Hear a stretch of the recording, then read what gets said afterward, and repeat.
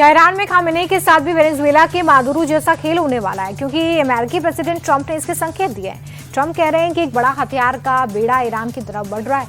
हमने पहले ही ईरान से समझौता करने को कहा था, मगर वो माना नहीं। नतीजा, हमें B-2 बॉम्बर्स का इस्तेमाल करना पड़ा। ट्रंप ये भी कह रहे हैं कि इस बार का हमला ज्यादा भीषण होगा।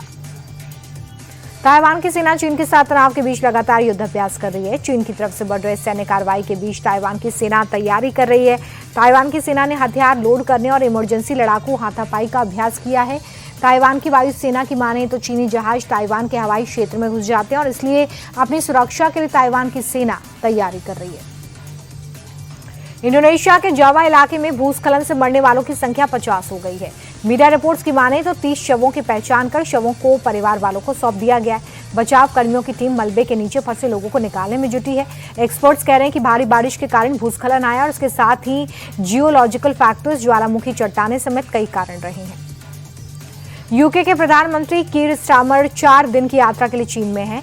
यूके के प्रधानमंत्री के दौरे का मकसद चीन में ब्रिटिश व्यापार के मौकों को बढ़ाना है। 2018 के बाद से किसी भी यूके प्रधानमंत्री का यह पहला चीनी दौरा है। हाल ही में चीन और यूके के बीच रिश्तों में कड़वाहट देखने को मिली, जिसके कारण यूक्रेन रूस युद्ध में चीन का रूस को समर्थन, चीनी जासूसी निगरानी अन्य कारण थे। अब उम्मीद है कि यूके के प्रधानमंत्री के दौरे के बाद दोनों देशों के रिश्तों में सुधार आएगा। स्पेन की राजधानी में ठंड का असर बढ़ता दिख रहा है। मैड्रिड में तूफान क्रिस्टिन के असर के कारण बर्फबारी हुई है। बर्फबारी की वजह से सड़कों पर गाड़ी मूर्ति पर बर्फ की चादर है। स्नोफॉल के कारण कई इलाकों में स्कूल बंद करने पड़े हैं। मौसम विभाग ने कहा है कि हवा, बारिश और बर्फ के लिए रेड अलर्ट जारी किया गया है। ईरान का समर्थित लेबनानी आतंकवादी ग्रुप हिजबुल्लाह के नेता का बड़ा बयान सामने आया। हिजबुल्लाह के नेता कह रहे हैं कि ग्रुप इजरायल और अमेरिका के हमले की तैयारी कर रहा है। हिजबुल्लाह के मुताबिक अगर इजरायल और अमेरिका ने हमला किया तो उसका जवाब दिया जाएगा। हालांकि ग्रुप ने ये साफ नहीं किया कि ईरान पर हमला होगा तो हिजबुल्लाह का रिएक्शन क्या होगा। ऑस्ट्रेलिया के कुछ हिस्सों में गर्मी से लोगों का बुरा हाल है। कई इलाकों में तापमान 50 डिग्री सेल्सियस के करीब पहुंचा है। साल 2009 में पड़ी हाई टेम्परेचर गर्मी से ज्यादा कुछ इलाकों में सबसे भीषण गर्मी पड़ रही है। मौसम विभाग ने हीट वेव के चलते लोगों से सावधानी बरतने की अपील की है। न्यू साउथ वेल्स और साउथ ऑस्ट्रेलिया में गर्मी ने बड़े रिकॉर्ड तोड़ दिए हैं। रूस और यूक्रेन का युद्ध थम नहीं रहा है। पिछले 24 घंटे में रूसी सेना ने यूक्रेन की 2 और बस्तियों पर कब्जे का दावा किया। रूसी सेना ने लड़ाकू विमान, ड्रोन, मिसाइलों से 154 ठिकानों पर अटैक किया है। रूसी सेना यूक्रेनी एनर्जी सेक्टर को निशाना बना रही है, तो वहीं दूसरी तरफ यूक्रेन ने रूसी सेना के हमलों को विफल करने की बात कही है। मॉस्को और मध्य रूस में भारी बर्फबारी का असर दिख रहा है। रूस में बर्फबारी के कारण ट्रैफिक जाम और कई उड़ानों में देरी हुई है। बस स्टॉप पर लोगों की लंबी लाइनें देखने को मिली। सड़कों पर जमी बर्फ को नगर निगम के कर्मचारी हटा रहे हैं। मौसम विभाग के मुताबिक अगले 2-3 दिन तक बर्फबारी हो सकती है।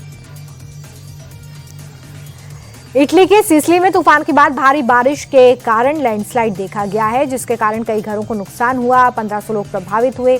4 किलोमीटर तक भूस्खलन का असर है। प्रभावित इलाकों का प्रधानमंत्री मेलोनी ने हवाई दौरा किया है। अधिकारियों के मुताबिक क्षेत्र के लोगों को विकल्प तलाशने होंगे क्योंकि पूरे इलाके में पानी है। अमेरिका ग्रीनलैंड तनाव के बीच फ्रांस के राष्ट्रपति मैक्रोन का बड़ा बयान सामने आया है। फ्रांसीसी राष्ट्रपति ने डेनमार्क और ग्रीनलैंड के प्रधानमंत्री से मुलाकात की है। दोनों देशों के रक्षा जो समझौते उन पर तो बात की ही गई है। राष्ट्र अध्यक्षों ने लंच भी किया है। इस दौरान राष्ट्रपति मैक्रोन ने कहा है कि फ्रांस का समर्थन डेनमार्क और ग्रीनलैंड के साथ है। हम नाटो की भागीदारी का समर्थन करते हैं। यूरोपियन संघ को भी इन प्रयासों में अपनी पूरी भूमिका निभानी चाहिए। पुर्तगाल में तूफान क्रिस्टिन से 2 लोगों की मौत की जानकारी है। तूफान ने देश के कई इलाकों में भारी तबाही मचाई है। पुर्तगाल में तूफान के कारण समुद्र तट पर बसे शहरों को सबसे ज्यादा नुकसान हुआ। मौसम वैज्ञानिकों की माने तो भारी बारिश और 140 किलोमीटर प्रति घंटे की रफ्तार से तेज हवाएं चल रही हैं। अगले 2-3 दिन लोगों को सावधान रहने की सलाह दी गई है।